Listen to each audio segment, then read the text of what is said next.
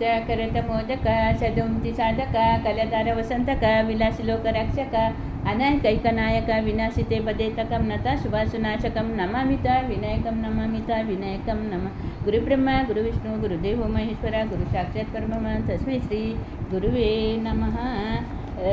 मैं अभी नित्यानंद स्वामी के बारे में थोड़ा पढ़ के बताती हूँ, थोड़ा मैं सब मेरा अनुभव बताती हूँ। नित्यानंद स्वामी पहला अपना मैंगलोर में भी आया था और उड़पी में भी उसका ऊपर बहुत जन ने गर्म पानी क्या क्या फेंक के भगाया था, मगर वो भगवान था किसको ज़्यादा मालूम नहीं था। और बॉम्बे का सब लोग जाके भगवान उधर पूछ के वो लोग को बोल रहा था जाओ होटल बनाओ कुछ बनाओ ऐसा बोल के उसका फ़ोटो भी सब आए। और इतना सब लोग कोई मम्मी डैड माँ बाप को देखता नहीं था, वो लोग जाएगा तो वो लोग पत्थर भी फेंकता था बोलते भगवान। फिर हम लोग वज्रेश में घड़ी घड़ी जाता था और गोरेगांव में बड़ा मंदिर भी है, गोरेगांव में भी होटल है। वो सब नित्यानंद स्वामी जब भी हम लोग को मिला नहीं था, मगर पहले वाला सब लोग जाके उधर उसका कष्ट दूर करने के लिए उसे मांगता था। बहुत जन होटल बनाया था, बहुत जन को सबको ऐसा दिखा रहा था, बोलते हैं तुम लोग जाके उधर वो जगह में होटल बनाओ। मुझे मालूम है वो लोग किधर है। एक किन्नी कोली करता वो मोनब डॉक्टर का पप्पा, वो भी उसको भी बोला बोलते तो गोरेगांव में होटल बनाओ बोल के। वो सब जाके वो लोग को सब लोग बहुत जन होटल बनाया, बहुत जन का अच्छा किया।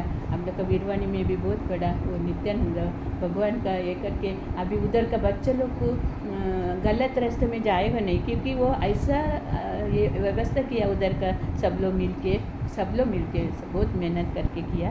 और ये बुक थोड़ा पढ़ती हूँ मैं, फिर तुम लोग को सुनो।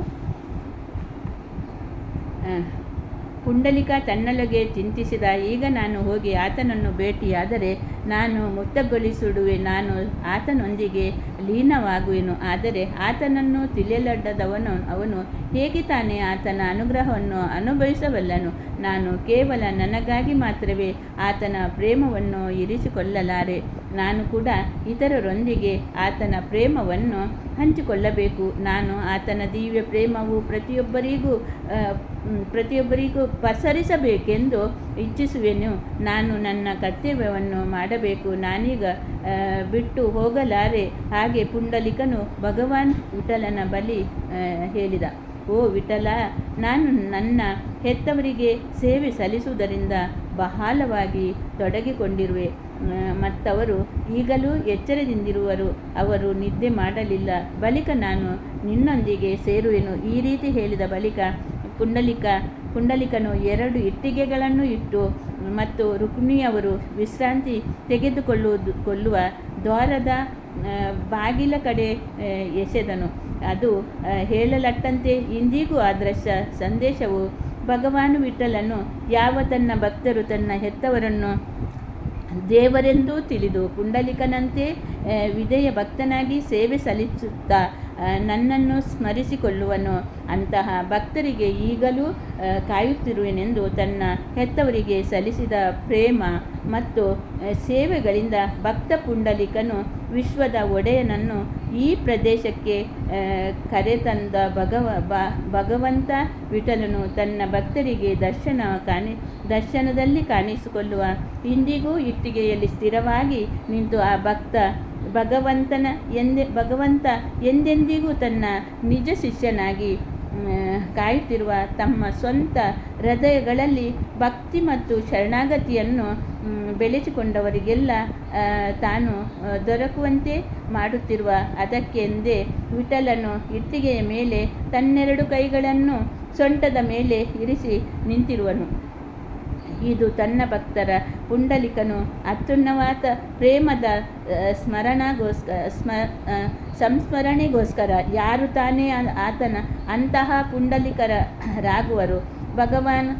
ಶ್ರೀ ಭಗವಾನ್ ನಿತ್ಯಾನಂದ ಜಗತ್ ಸಿದ್ಧರು ಆತ್ಮವೊಂದು ದೇವ ಸಾಕ್ಷಾತ್ಕಾರದಿಂದ ಜನಿಸಿರುವುದು. ಆತ ಈ ಗ್ರಹದಲ್ಲಿ ಸತ್ಯದ ಬಗೆಗೆ ಜ್ಞಾನಿಸಲಾದವರು ಅವರ ಕಷ್ಟ ನಿವಾರಣೆಗಾಗಿ ಪ್ರೇಮ ಮತ್ತು ದಯೆಯಿಂದ ತಾನಾಗಿಯೇ ಆವಿರ್ಭವಿಸಿದ್ದರು. ಆತನಿಗೆ ಇಲ್ಲಿ ಬರಬೇಕೆಂದಿರಲಿಲ್ಲ, ಆತನಿಗೆ ಶರೀರವನ್ನು ಧರಿಸಿ ಬರಬೇಕೆಂದಿರಲಿಲ್ಲ. ಆತ ಭಗವಂತನನ್ನು ಹುಡುಕುತ್ತಿರುವ ಭಕ್ತ. ಪ್ರೇಮದ ದಾಹಕ್ಕಾಗಿ ಧರೆಗಿಳಿದ. ಭಗವಾನ್ ನಿತ್ಯಾನಂದರು ತನ್ನ ಜೀವನ ಪೂರ್ತಿಯನ್ನು ಭಕ್ತರ ಅವಶ್ಯಕತೆಗಳನ್ನು ಸೇವೆಗಾಗಿ ಕಳೆದಿದ್ದರು. ಪುಂಡಲಿಕ ತನ್ನ ಹೆತ್ತವರಿಗಾಗಿ ಸೇವೆಯನ್ನು ಸಲ್ಲಿಸಿರುವಂತೆ ಕೇವಲ ಆತ ತಾಯಿ ತಂದೆ ಅಣ್ಣ ತಂಗಿಯಂದಿರ ತಂಗಂದಿರಾಗಿ ಅಕ್ಕ ತಂಗಿ ಗುಣಪಡಿಸುವ ರಕ್ಷಕರ ಮತ್ತು ಗುರುವಾಗಿ ಭೂಗೋಳದೆಲ್ಲೆಡೆಯಲ್ಲಿ ಸಾವಿರಾರು ಜನರಿಗೆ ತಾನಾದ ಅವತಾರ ಸ್ವಂತ ಅಂತರಾತ್ಮನಾದ ಆತನ ಶಕ್ತಿಯು ಪೂರ್ಣವಾದ ಭಗವಂತನದ್ದೇ ಆಗಿದ್ದವು. ಆದರೂ ಆತ ತನಗಾಗಿ ಏನನ್ನೂ ಇರಿಸಿಕೊಳ್ಳಲಿಲ್ಲ. ಅವರು ಕೇವಲ ಒಂದು ಲಂಗೋಟಿ ಮತ್ತು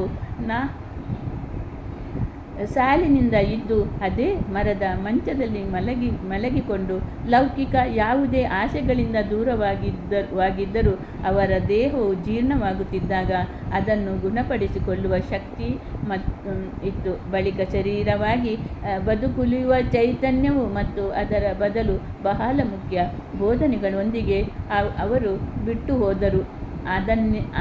ಅದೇನೆಂದರೆ ಅದನ್ನು ಸ್ಮರಿಸಿದರೆ ದೇವರ ನಿಜ ಮತ್ತು ಅಗಾಧ ಹುಚ್ಚು ಪ್ರೇಮವನ್ನು ಹೃದಯದಲ್ಲಿ ಇದ್ದು ಪರಿಶೀಲಿಸುವವನಿಗೆ ತಕ್ಷಣವೇ ಹೃದಯದಲ್ಲಿ ಆವಿರ್ಭವಿಸುವ ದಿವ್ಯದೇವ ನಿತ್ಯಾನಂದ ಮಹಾಸಮಾಧಿ. ಅಂದು 1961ರಲ್ಲಿ ಆಗಸ್ಟ್ 8ನೇ ದಿನ ಭಗವಾನ್ ನಿತ್ಯಾನಂದರು ಗಣೇಶಪುರಿಯಲ್ಲಿ ಬೆಂಗಳೂರುವಾಳ ಕಟ್ಟಡದ ಮುಖ್ಯ ಸಭಾಂಗಣದಲ್ಲಿ ಮಲಗಿದರು. ಆಗ ಬೆಳಿಗ್ಗೆ 4 ಗಂಟೆ ಬೆಂಗಳೂರುವಾಲ ಬಿಲ್ಡಿಂಗಿಗೆ ತಾಗಿ ಹತ್ತಿರದ ಹೊರಗಿನ ಮಾರ್ಗದ ಬದಿಯಲ್ಲಿ ಒಂದು ಸಣ್ಣ ಕಾಫಿ ಅಂಗಡಿಯು ಒಬ್ಬ ಭಕ್ತನಿಂದ ನಡೆಸುತ್ತಿದ್ದನು. ಆತ ತನ್ನ ಜೀವನದ ಸಂಪೂರ್ಣ ಚರ್ಮ ರೋಗ ಪೀಡಿತೆಯಿಂದ ಬಳಲುತ್ತಿದ್ದ. ಹಗಲಲ್ಲಿ ರಾತ್ರಿಯಲ್ಲಿ ಆಗಿರಲಿ ಭಗವಾನ್ ನಿತ್ಯಾನಂದ ದರ್ಶನಕ್ಕಾಗಿ ಬಂದು ಹೋಗುತ್ತಿರುವ ಭಕ್ತರಿಗೆ ಕಾಫಿ ಚಹಾಗಳನ್ನು ಇವರು ಒದಗಿಸುತ್ತಿದ್ದರು. ವರ್ಷಗಳಿಂದ ಆತನ ಬಳಿ ಒಂದು ಹೃದಯದ ಆಸೆಯೂ ಅಡಗಿತು. ತಾನು ಮಾಡಿದ ಒಂದು ಲೋಟ ಕಾಫಿಯನ್ನು ದೊಡ್ಡ ಬಾಬರಿಗೆ ಅರ್ಪಿಸಬೇಕೆನ್ನುವುದು ಮಾತ್ರ ಇತ್ತು. ಆಗ ದೊಡ್ಡ ಬಾಬರವರು ಭಕ್ತರಲ್ಲಿ ಮಾಧವ ಹೆಗ್ಡೆ ಎನ್ನುವರು ಜೀವನ ಪೂರ್ತಿ ಬಾಬರವರ ಪರಮ ಭಕ್ತರು. ಅವರಿಗೆ ಭಗವಾನ್ ನಿತ್ಯಾನಂದರ ನಿಯಂತವಾದ ಸಹಚರವಿತ್ತು. ಆ ಬೆಳಿಗ್ಗೆ ಆಗಸ್ಟ್ 8ರಲ್ಲಿ 4 ಮತ್ತು 6 ಗಂಟೆಗಳ ನಡುವೆ ಇಂಜಿನಿಯರ್ ಹೆಗ್ಡೆ ಎಂದು ಪ್ರಸಿದ್ಧರಾದ ಮಾಧವ ಹೆಗ್ಡೆರವರು ಕಾಫಿ ತಂದು ಅಂಗಡಿಯ ಮಾಲೀಕನಿಗೆ ಬಾಬರವರಿಗೆ ಕಡಕಾದ ಒಂದು ಲೋಟ ಕಾಫಿ ಮಾಡಲು ಹೇಳಿದರು. ಇದೊಂದು ತನ್ನ ಗುಪ್ತವಾದ ಆಸೆ ಪೂರೈಸಲು ಇಡಬಹುದು ಅವಕಾಶವೆಂದು ಅರಿತು ಆ ಕಾಫಿ ಅಂಗಡಿಯವನು ಆತನ ಜೀವನದಲ್ಲಿ ಮಾಡಬಹುದಾದ ಅತ್ಯುಷ್ಟವಾದ ಕಾಫಿಯನ್ನು ತಯಾರಿಸಿದನು. ಆತ ಭಾವನೆ ಪ್ರಿಯತೆಯಿಂದ ಭಗವಾನ್ ನಿತ್ಯಾನಂದರು ಕೊನೆಗೂ ಈ ನನ್ನ ಕಾಫಿ ಕುಡಿಯುವರೆಂದು ಮಹದಾಸೆಯಿಂದ ಹೆಗ್ಡೆಯವರ ಬಳಿ ಕೊಟ್ಟರು. ಹೆಗ್ಡೆಯವರು ಒಬ್ಬ ಹಳೆಯ ಭಕ್ತರೆಂದು ತನ್ನ ಕಾಫಿಯ ಭಕ್ತರ ಹಸ್ತದಿಂದ ದೊಡ್ಡ ಬಾಬರವರಿಗೆ ತಲುಪುವುದೆಂದು ಹರ್ಷದಿಂದ ಕಾಫಿಯ ಲೋಟವನ್ನು ನೀಡಿದರು.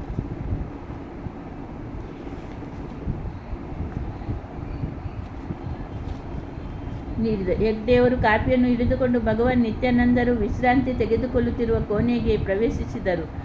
ದೊಡ್ಡ ಬಾಬರವರು ಮಾಧವ ಹೆಗ್ಡೆಯವರನ್ನು ಗುರುತಿಸಿ ಆತ್ಮೀಯವಾಗಿ ಬರಮಾಡಿಕೊಂಡರು. ಬಳಿಕ ಹೆಗ್ಡೆಯವರು ಕಾಫಿಯನ್ನು ಸ್ವಲ್ಪ ಕುಡಿಯಲು ಕೊಟ್ಟರು. ಕಾಫಿ ಅಂಗಡಿಯವನ ಆಶಯಗಳನ್ನು ಕೊನೆಗೂ ಪೂರ್ಣಗೊಂಡಿತು.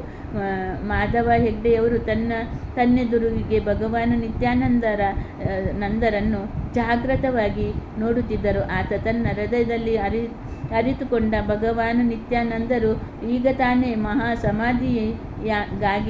ಸಮಾಧಿಗಾಗಿ ದೇಹ ತ್ಯಜಿಸುವರೆಂದು ಕಣ್ಣುಗಳಲ್ಲಿ ಅಶ್ರುಗಳನ್ನು ತುಂಬಿಸಿಕೊಂಡು ಹೆಗ್ಡೆಯವರು ಹೇಳಿದರು. ಓ ಪ್ರಿಯ ದೇವ, ದೇಹ ತ್ಯಾಗವನ್ನು ಮುಂದುವರಿಸಲಾಗದೆ?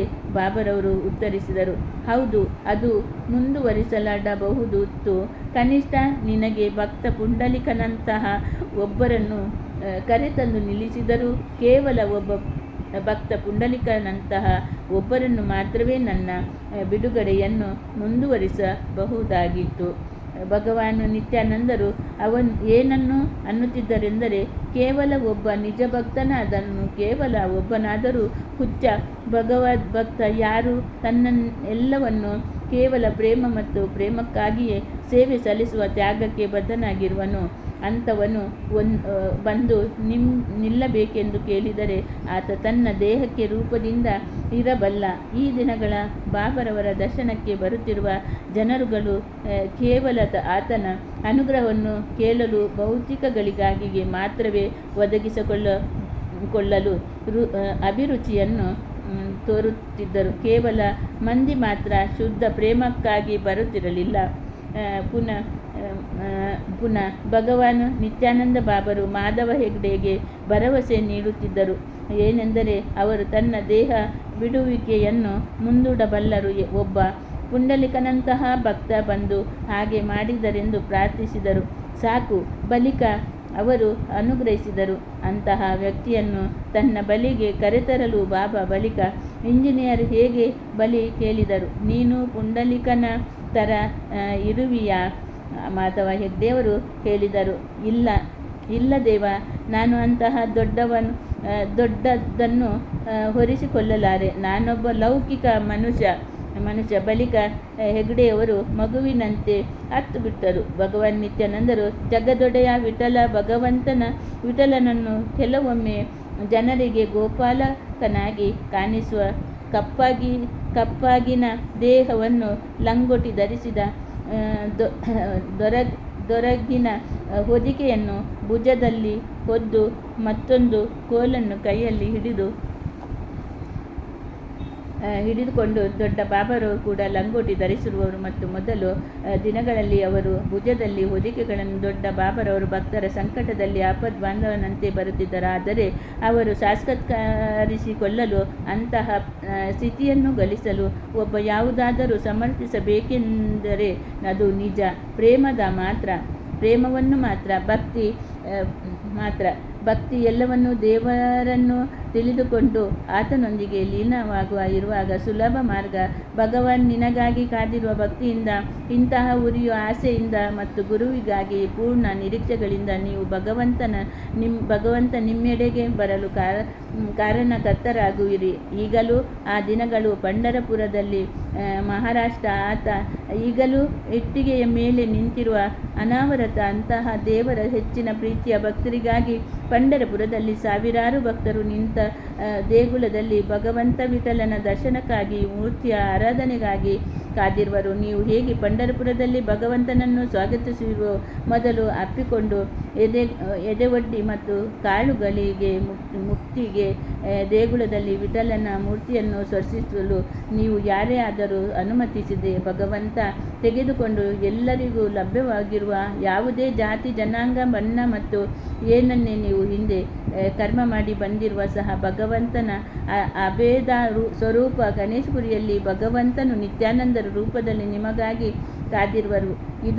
ಇಂದು ಕೂಡ ನೀವು ಅಲ್ಲಿ ಹೋಗಿ ದಿವ್ಯತೆಯ ಅನುಭವವನ್ನು ಪಡೆಯಬಹುದು. ಗುರುಪೂರ್ಣಿಮೆಯಂದು ಸಂಭ್ರಮದೊಂದು ಆ ದಿನ ಎಂದರೆ ಭಕ್ತರು ಗುರುವನ್ನು ಆರಾಧಿಸಿ ವೈಭವಿಕರು ಜನರನ್ನು ಮಹಾಸಮಾಧಿಯ ಮಂದಿರಕ್ಕೆ ಬಿಡುತ್ತಾರೆ. ಅವರು ಮೂರ್ತಿಯನ್ನು ಅಪ್ಪಿಕೊಳ್ಳುವರು ಮತ್ತು ಪ್ರೇಮಾಸುರುಗಳಿಂದ ಪಾದಾರವಿಂದಗಳನ್ನು ಅಭಿಷೇಕ ಮಾಡುವರು. ಹಲವರು ಭಕ್ತರು ಕಣ್ಣುಗಳಲ್ಲಿ ನೀರಿನಿಂದ ತುಂಬಿದ ಆನಂದ ಭಾವಾವೇಶವನ್ನು ನೋಡಿರುವ ಪೂರ್ಣಾವತಾರವೊಂದು ಪ್ರೇಮಾಲಯವಾಗಿ ಬಿಡುವುದು.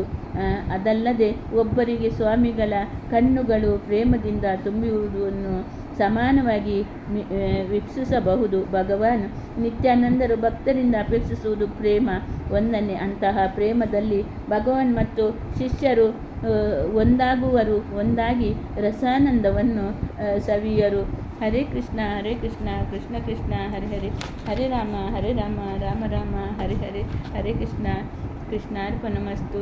ಶಾಂತಾಕಾರಂ ಭುಜಗಶಯನಂ ಪದ್ಮನಾಭಂ ಸುರೇಶಂ ವಿಶ್ವಾಧಾರಂ ಗಗನಸದೃಶಂ ಮೇಘವರ್ಣಂ ಶುಭಂಗಂ ಲಕ್ಷ್ಮೀಕಾಂತ ಕಮಲನಯನ ಯೋಗವಿಜ್ಞಾನಗಮ್ಯಂ ವಂದೇ ವಿಷ್ಣುರೂಪಂ ಸರ್ವೈಕೈಕನಾಥಂ.